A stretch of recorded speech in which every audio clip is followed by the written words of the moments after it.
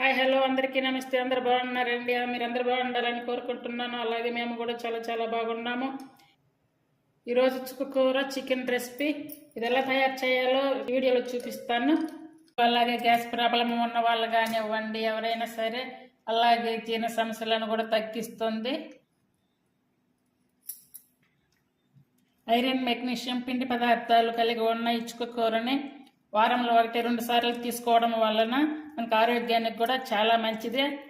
అందరు ట్రై చేయండి. ఆకుకూర తీసుకోవడం వల్ల కాల్షియం కూడా అందుతుంది మనకి. ముందుగా స్టవ్ మీద కుక్కర్ పెట్టుకొని 2 టేబుల్ స్పూన్లు ఆయిల్ వేసుకోవాలి.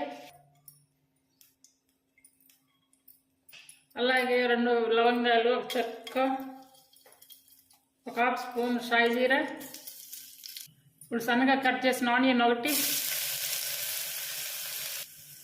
అలాగే 2 రెమ్మల కరివేపాకు, కొంచెం పుదీనా.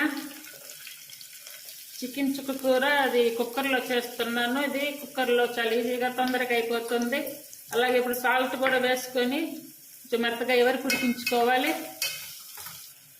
అలాగే సన్నగా కట్ చేసుకున్న పచ్చిమిర్చి 3 వేసుకున్నాను.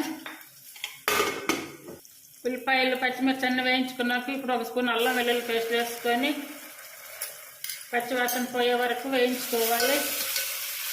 మూత పెట్టుకోవాలి. ఇప్పుడు ఉల్లిపాయలు వేగాయి. ఇప్పుడు టమాటా, ఉల్లిపాయ ఉడికించి పేస్ట్ చేసుకున్నాను. అల్లం వెల్లుల్లి పేస్ట్, అలాగే ఉల్లిపాయలు, టమాటా పేస్ట్ అంతా ఉడికించుకున్నాక ఇప్పుడు చికెన్ వేసుకోవాలి.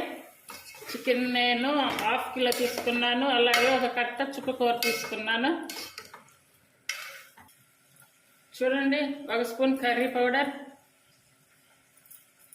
అలాగే 1.5 స్పూన్ కారం మనం తినే టేస్ట్ని బట్టి తీసుకోవాలి. 1/2 spoon garam masala,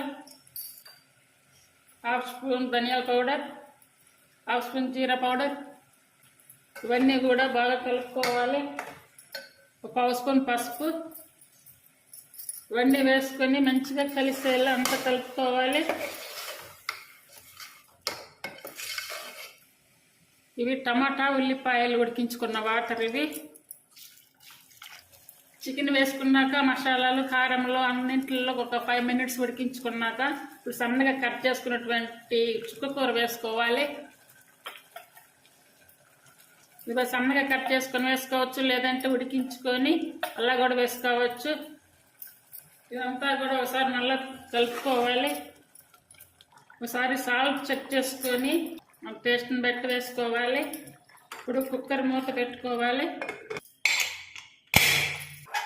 middle flame మీద పెట్టుకొని ఒక 3 విజిల్స్ వచ్చిందాక ఉంచుకుంటే మంచిగా ఉడికిపోతుంది. మరి ఎక్కువైపోతూ మళ్ళీ చికెన్ మరీ మెత్తగా ఉడికిపోతుంది. విజిల్స్ అన్నీ అయిపోయాక ఇప్పుడు ఒకసారి మళ్ళీ చెక్ చేసుకోవాలి. ఇప్పుడు కట్ చేసుకున్న కొత్తిమీర వేసుకోవాలి. అండి, చుక్కకూర చికెన్ రెడీ అయ్యింది. చాలా తక్కువ టైంలో ఈజీగా చేసుకునేటువంటి రెసిపీ ఇది. కుక్కర్లో చాలా ఈజీగా తొందరగా అయిపోతుంది. అలాగే కొత్తగా నేర్చుకునే వాళ్ళు కూడా ఈజీగా చేసుకోవచ్చు. చాలా రోజుల తర్వాత దొరికింది మాకు ఈ చుక్కకూర. ఈరోజు నేను చికెన్ చుక్కకూర అయితే తయారు చేశాను.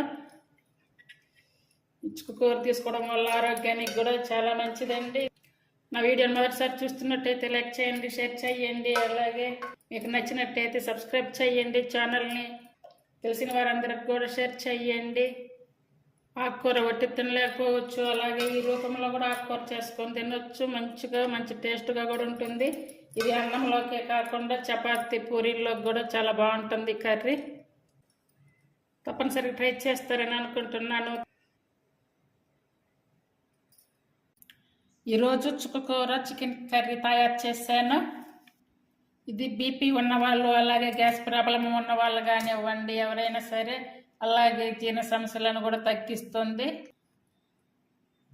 ఐరన్, మెగ్నీషియం పిండి పదార్థాలు కలిగి ఉన్న ఈ చుక్కకూరని వారంలో 1-2 సార్లు తీసుకోవడం వలన మనకు ఆరోగ్యానికి కూడా చాలా మంచిది.